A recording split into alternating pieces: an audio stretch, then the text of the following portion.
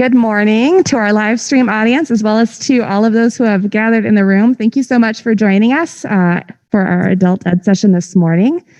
We are doing a series with Reverend Dr. Jeffrey Tribble, and this is the second part of that series. If you have interest in continuing in the series and hearing or receiving the resources and other bits of information about this class, please register on Realm. That is the way I can communicate best with those of you who are interested in participating in an ongoing basis. As well, I just wanted to make a little bit of a highlight on a program that we have just started this fall. It is a community yoga program. It is open. It's primarily aimed at folks downtown, workers downtown, people who live downtown, who have been experiencing sort of some unique types of stress over the last year or two. And so we're making the invitation to come here in the rec room once a week on Thursdays at 5:30 to do a yoga series that is by Nancy Monroe, who is trained in a special type of yoga that is aimed at folks who are recovering, have experienced grief, trauma, etc. So you're welcome to join. That also has Realm registration, but we have not exceeded our room capacity for that event. So even if you just want to come try it out some Thursday, you're welcome to do that. As you can see, Reverend Dr. Jeffrey Tribble is here with us. He is a former pastor and presiding elder in the African Methodist Episcopal Zion Church. Currently, he is Associate Dean of Advanced Professional Studies and the Director of the Doctor of Ministry program, as well as an Associate Professor of Ministry at Columbia Theological Seminary. And one thing I thought, Reverend Dr. Tribble, we might start with this. Could you just, for those of us who are not trained theologians, could you give us just a little sense of kind of the piece of the pie that your area fits into so that we can kind of take best advantage of your particular expertise as we're thinking through these questions and having conversation with you? Thank you very much for that very kind and warm introduction. It's a delight to be back with you for a second week. And as I said in my introduction of myself last week, that I am a practical theologian. Certainly there are many different areas and disciplines of theological discourse. The ways that we organize that at Columbia Theological Seminary, we organize that in relationship to three broad areas. Biblical studies, the theologians that take their primary cue from the study of biblical texts, Old Testament texts, Hebrew scriptures, as well as the New Testament Christian scriptures. So biblical studies where the focus is on the theological construction of texts, biblical languages, exegesis, trying to understand out of the text their meaning, etc. Then a second area we called our historical doctrinal area, which encompasses really three kind of categories of theological discourse. One is systematic theology, the second is church history, and the third is ethics. The systematic theology, as the term suggests, would look at theology in very broad themes and typically philosophical themes. Church history, of course, would help us to understand things like the history of the Christian church and the development of doctrine. And ethics would consider many different type of ethical, moral concerns, etc. The third broad category of theological reflection is practical theology, and we can think of that in several different ways. One, we could think of practical theology as a way of life, and I referred to the class as practical theologians in the sense that you're trying to think about God in relationship to how to be faithful as a Christian. So we can think of practical theology as a way of life. Secondly, we can think of practical theology as a method of how we do theology, particularly looking at beginning with current experiences, concrete experiences to particular, and to do theological reflection on that current concrete lived experiences.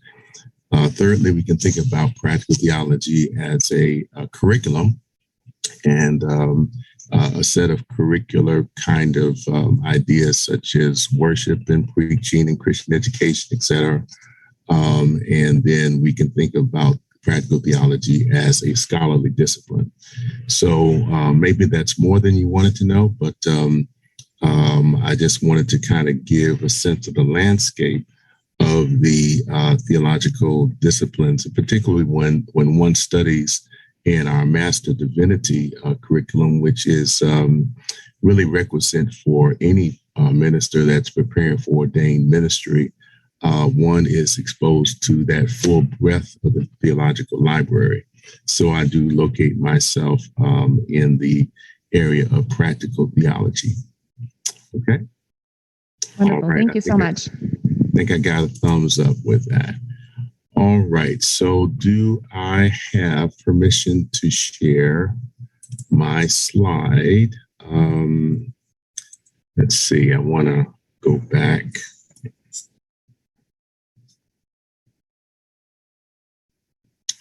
So building the beloved community, construction, reconstruction, and repair. That is our theme that we are dealing with. Review of last week's themes. We began by talking about the prophetic tradition, and particularly Micah chapter 6, verse 8 says, "What does the Lord require of thee but to do justice, to love mercy, and to walk humbly with our God?" And we also talked a bit about the great commandment, the love of God and neighbor, as expressed in the various texts, Matthew and Luke, but I've highlighted Matthew. I believe it's chapter 22, verses 37 through 40. Biblical students, you might want to just check that. But these are biblical touchstones for building the beloved community. Secondly, we talked about being co-laborers with God in constructing this beloved community, relating the Old Testament concept of shalom, which has to do with a vision, a beatific vision of safety and security, and well-being and flourishing for all. And we also opened up the New Testament metaphor of the kingdom of God, utilizing the language of reign of God, as a reality that Jesus inaugurated in his ministry. And so we are essentially living between the times, between the time of Jesus's inauguration of the kingdom of God, as being within us and among us, and a future reign of God that God will build. We drew inspiration last week from the writing of Dr. Martin Luther King Jr.'s thinking and activity related to the beloved community, particularly looking at his book, Where Do We Go From Here? Chaos and Community. And we asserted that from his writing, that we're called to transformative change in the face of what I would describe as dark leadership, pseudo-transformative forces. And these are happening in real time in our present time and time of rapid social change. And following the thinking of Dr. Martin Luther King, we talked about a revolution of values is needed as we fight against a triplet of evils, the evils of racism, of militarism, and of materialism. And of course, there are many other types of evils as well. And so I shared with Rachel earlier this week a couple of articles to help us to think about questions that were raised by the adult Christian education class leaders. And a couple of those questions and the whole list of questions that kind of form the basis of this class are stated as follows. As the crisis of racial justice continues, what commitments have we made to new ways of living and being together? And how can we build habits and systems that reinforce those rather than getting back to normal? How do we construct a new normal, and who exactly is to be included in the making of this beloved community? And these questions made me think deeply about our habits, our habitual ways of seeing the world, our habitual ways of being who we are, our habitual ways of engaging the world, and the fact that we make choices as individuals within systems and in response to structures in our society. And so that caused me to reach out to a couple of theologians on our faculty, Dr. Martha Moore-Kish and Dr. Tim Hartman, to really ask the question, well, how do you help students to think about systemic racism and the challenges that we are trying to deal with in relationship to racial reckoning? And they offered a couple of resources, which I shared with you. One by M. Sean Copeland, a Catholic theologian, a Black woman Catholic theologian, and Serene Jones, a white female theologian, who reflect on sexism and racism from their different locations. But before looking at the Copeland and Jones as conversation partners, I want to attempt to share a video of a current crisis in class of values. That is the clash of Make America Great Again and Black Lives Matter.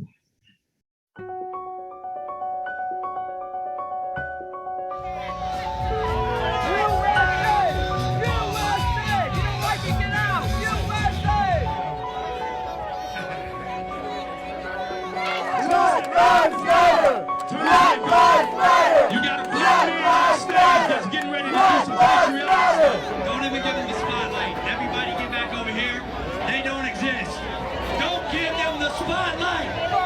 Walk away. Go back. Go back. Go back. Back to stay. This is America. If they don't like that, that's their problem. Let them come on up. Let them come on stage with the black man. I'm gonna let Black Lives Matter come up here while I show them what patriotism is about, all right? It's about freedom of speech. It's about celebration. So what we are going to do is something you're not used to, and we're going to give you 2 minutes of our platform to put your message out. Now, whether they disagree or agree with your message is irrelevant. It's the fact that you have the right to have the message. I am an American. And the beauty of America is that when you see something broke in your country, you can mobilize to fix it. So you ask why there's a Black Lives Matter? Because you can watch a black man die and be choked to death on television and nothing happened. We need to address that. You need to fix it. We are not anti-cop.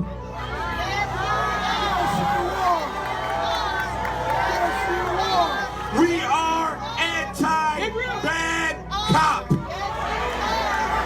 We say if a cop is bad, he needs to get fired like a bad plumber. like a bad lawyer, like a bad fucking politician. We don't want handouts. We don't want anything that's yours. We want our God-given right to freedom, liberty, and the pursuit of happiness. I want to leave you with this, and I'm gone. You're right, my brother. You're right. You are so right. All lives matter, right? But when a black life is lost, we get no justice. That's why we say Black Lives Matter. That's why we say Black Lives Matter. You don't care then? If we really want to make America great, we do it together.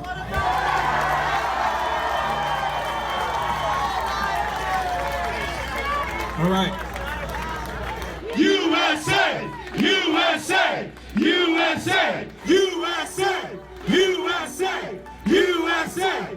It kind of restored my faith in some of those people because when I spoke truths, they agreed. I feel like we made progress. I feel like two sides that never listened to each other actually made progress today. Did I expect to go on that stage? No. I expected to come down here, stand here with my fist in the air in a very militant way and to exchange insults, maybe some dirty looks or who knows what. If not on a grander level, but just person to person, you know, I think we really made some substantial steps without either side yielding anything. Yeah. I hope that they understand that one of the leaders of the Black Lives Matter movement is a proud American and a Christian who cares deeply about this country, who cares deeply about the people in it, whether they are documented or not.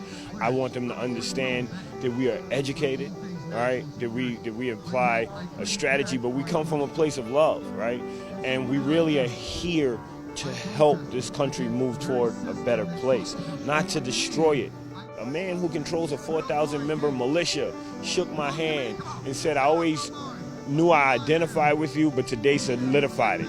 Wow. One of the heads of Bikers for Trump came up and shook my hand, asked me to take a picture with his son. A little blonde-haired kid named Jacob, like, that's special. Like, here I went from being their enemy to someone they want to take pictures with their children, and that's the power of communication. We came out, we were gonna chant, we were gonna do a demonstration, but we didn't have to. We just spoke, and it worked. I'm happy about that.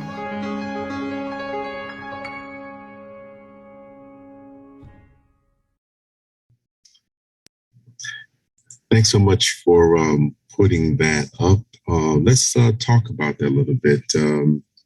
This rally, a Make America Great Again Trump rally, and a counter demonstration by Black Lives Matter. Really a profound kind of clash in which those caught on the screen, they began to say, well, you know, they don't exist. And certainly that is really what I think kind of fuels a type of tribalism, is a dehumanizing of other, saying that others really don't exist, that their reality does not matter at all. The shouts, go back. If you don't like America, this is America. Go back to Africa or something like that. And really not even recognizing American citizens as Americans, whether documented or undocumented, but particularly in this instance as African Americans. So I would like to kind of hear a bit from the class about what you heard in this clash, in which the leader of the particular rally decided to do something unusual to allow for a representative of Black Lives Matter, this particular person, Hank Newsom, a leader in New York, to speak and to have a platform, and how he spoke about the fact that, first of all, I am an American. And that is that statement in itself is contested in terms of the reality of what it means to be Black in America. One's very citizenship is contested. For him to say we're not anti-cops, we are anti-bad cops, and we believe that bad cops need to be dealt with just like bad plumbers or bad politicians. And then to even dare to assert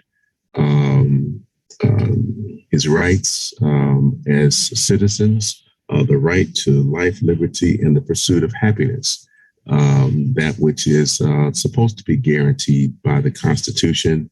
The people in the crowd, they say yes, yes, yes, but that is contested. And then for him to say in the midst of the chat that all lives matter, all lives matter, all lives matter, he asserted that Black Lives Matter is not an assertion that all lives do not matter. Rather, it is an assertion that when Blacks are killed by state-sanctioned actions, there should be a consequence in the criminal justice system. So let me just open up the floor for kind of your responses to this clash of values that you see as represented in this particular scene. Happy to bring the mic to anyone who is interested in offering a comment. Anyone had any thoughts on what they saw or want to reflect a little bit on? Thank you. Thank you for that clip. That was excellent. The only comment I would have is that in his speech, he rather speech response, whatever, he did kind of let the policing system down basically by going with the bad apple sort of scenario rather than bad system. And that, I think is sort of the narrative to which the MAGA people would like to cling, that there are, if they give any ground, it's that there are indeed bad individuals, bad apples, but the system is fine. That's one thing. The other thing, I'm curious about the person who invited him to speak and whether he still has any leadership position within the MAGA movement. Great comments, and I really appreciate that distinction between the bad apple or there are individual cops that are bad versus there being the need to look at systems. So he did not, in that short clip, give that systemic analysis. But when you're talking to a crowd, you have no room for complexity, right? You don't have any room for nuance. You have to just make your points in a 2-minute, kind of thing. So I think that, whereas your critique is absolutely right, he did what he could within a 2-minute, limitation. Yes. Anyone else have something they observed or would like to comment on?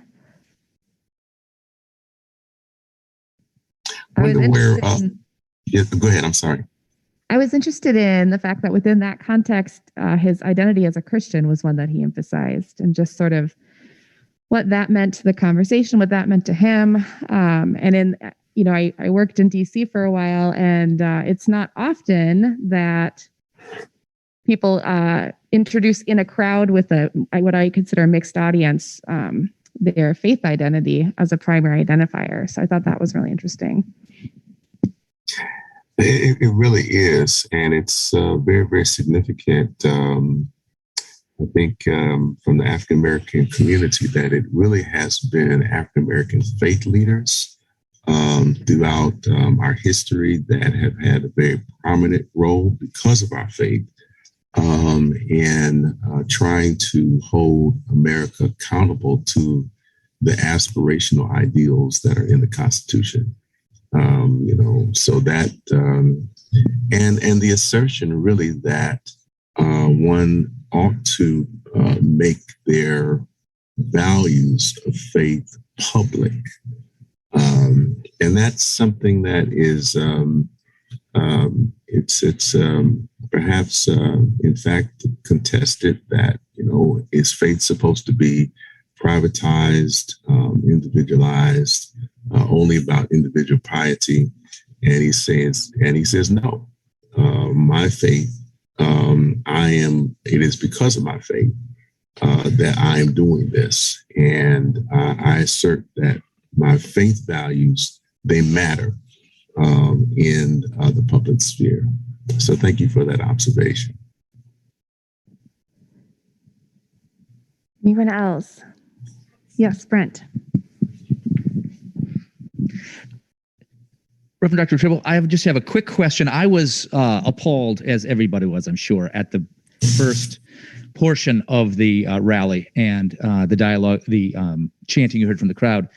I was captivated a little bit by the interview with the Black Lives Matter leader at the end, and how quickly he seemed to be able to at least help people open up to thinking about his position. We've heard the term thin veneer of humanity, and it seemed pretty thin for a lot of us as we look out in our culture over the last couple of years. But did that speak to a thin veneer of hate? That if it seems like a 2-minute speech on a stage did a lot to change those persons' minds. Are we closer to reconciliation than should we think? Should we despair at the first half of the video, or should the second half of the video give us hope?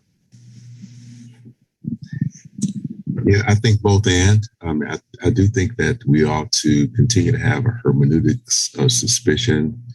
And really, I would just say that we really do need to understand that this is hard work, that the work of 400 years of an anti-Black construction and what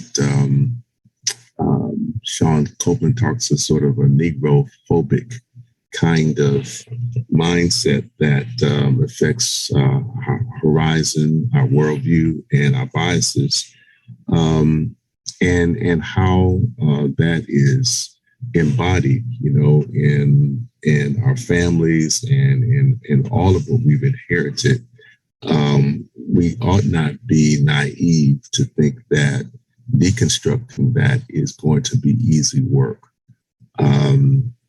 But at the same time, I do think we ought to be hopeful that there are people that are still working at it, that there are people that still believe that truth matters and that justice matters. So, you know, those are kind of my thoughts in relationship to that very thoughtful question. Reverend Dr. Tribble, you mentioned sort of this idea of being negrophobic. I'm wondering, could you reflect a little bit on what you see in the church, and maybe even specifically the progressive church? You know, we consider ourselves a progressive congregation when it comes to that kind of phobia, even in these days. Yes, so thank you very much for that. So I did share a set of readings that I hope would be helpful. One of them by Serene Jones that I think would certainly represent sort of a progressive theologian, and one reflecting even from Calvinistic kind of theological perspective, that she really gave us a really, I think, really a very wonderfully nuanced memoir in which she really reflected upon the dialectical reality that we are both saints and sinners at the same time. We're both saints and sinners at the same time. One way of thinking about that scripturally is Romans 6 through 8, where we come off of, you know, Paul's wonderful statement about justification by faith through grace. And then he problematizes that struggle of that between the flesh and the Spirit, that the good that I would do, I don't do. And those things that I ought to do, I don't do. And that those things exist, side by side, and within us. And so she gives us a very lovely sense of how even progressive Christianity, good liberal Christians, may yet still embody this original sin, this sin that all persons are not created in the image and the likeness of God, that all created spirits are not good, that some inherently are savage, they're dark, they're evil, they're criminal. And as a result, those that have power, that have the capacity to conquer, should do so. And that those who are the victors, they get the spoils, and their children get the spoils, and their children's children get the spoils of that. And so I think there's a lot to peel back from that layer, but those are just a few initial thoughts and responses to that. Thank you for those. Just looking around the room, I don't see anyone else with any last comments or questions. Dwayne. Thank you again, Reverend Dr. Tribble, for this week and last week. My problem in asking a question is you've kind of already answered what I'm thinking. So hope, truth, faith, simultaneously sinner, saint. But in terms of practical theology and building or constructing with within or of the beloved community, what should we start to envision as what success looks like without, you talk about revolution. We're not talking about changing everything all at once. That just is totalitarianism, not freedom of speech, for example. So I'm thinking of the dream speech where Martin says, my children will sit down with your children at the table.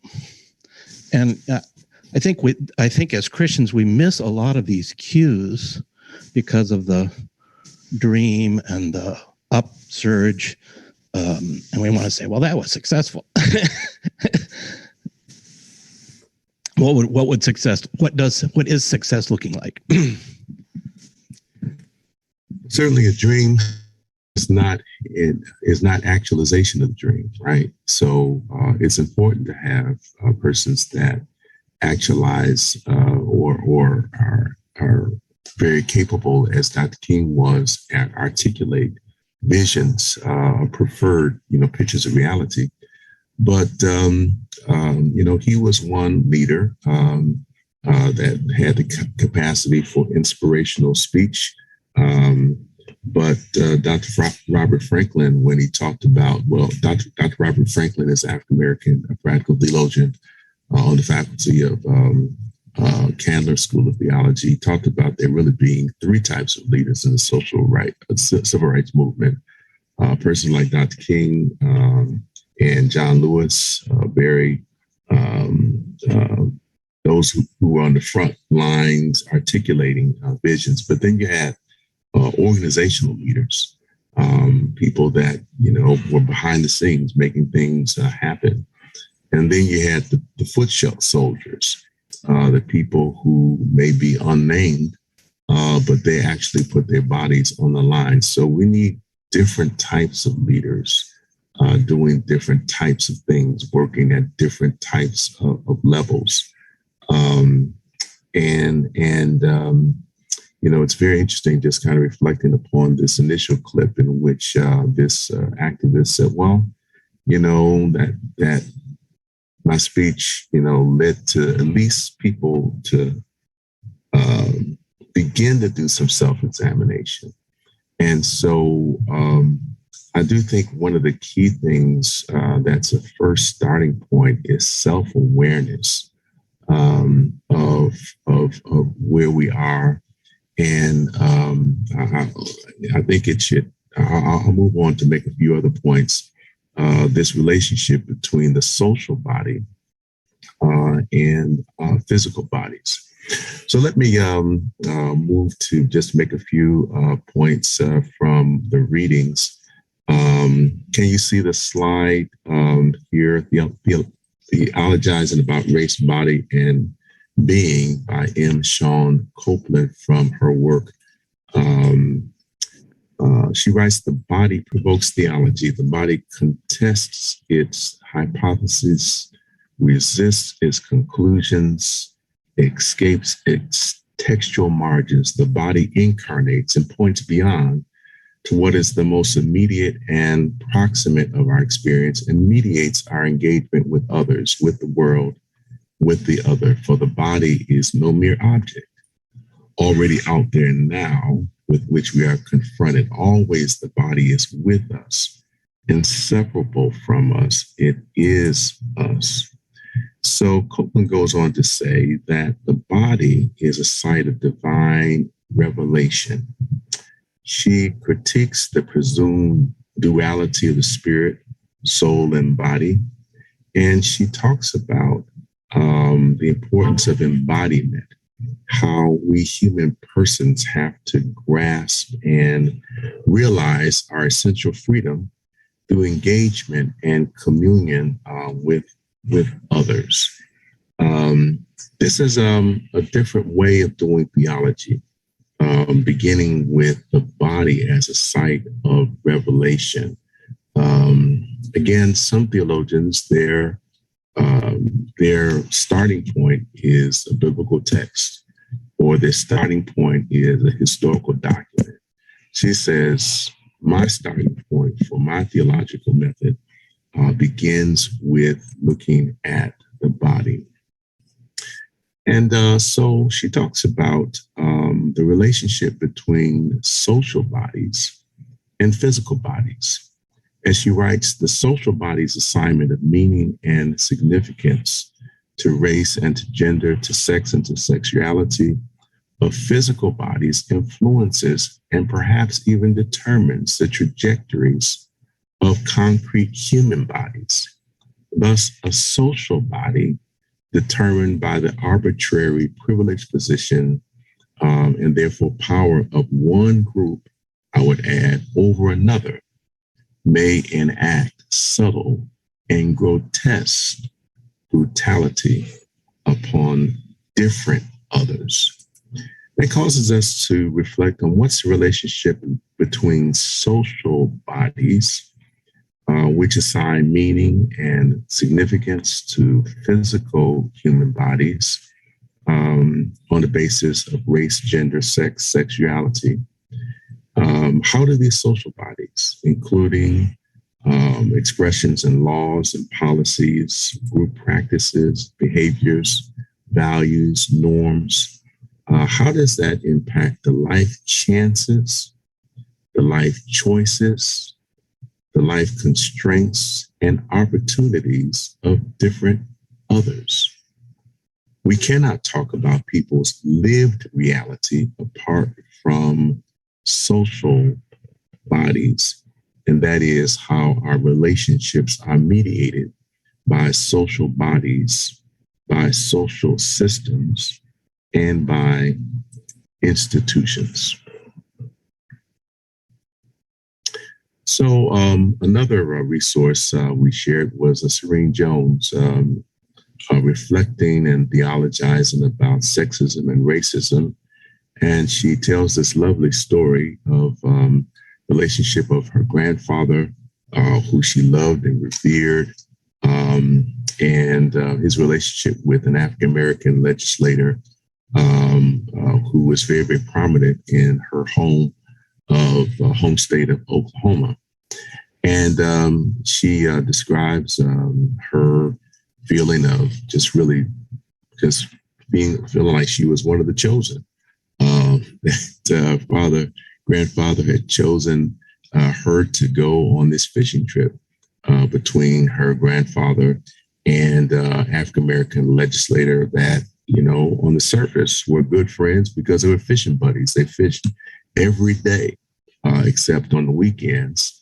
But she came to understand that even though they had this personal relationship, that her grandfather was still very racist and sexist himself, and describes how the grandfather would sexually abuse his female grandchildren, would have the granddaughter sit on his lap, and would essentially sexually harass them by his groping and all of that. And so this prompted her to reflect on original sin, the sin that she had within her body that was, in a sense, passed down from her grandfather. And her saying, I was experiencing the full force of what Calvin called original sin, that persistent and all too human pull toward our own destruction. And so, and she continued to reflect upon her grandfather's sexual misconduct. She, excuse that quick typo there, many years later becoming a theologian, and in the midst of an interview for a position of professor of African American Studies, that the candidate showed a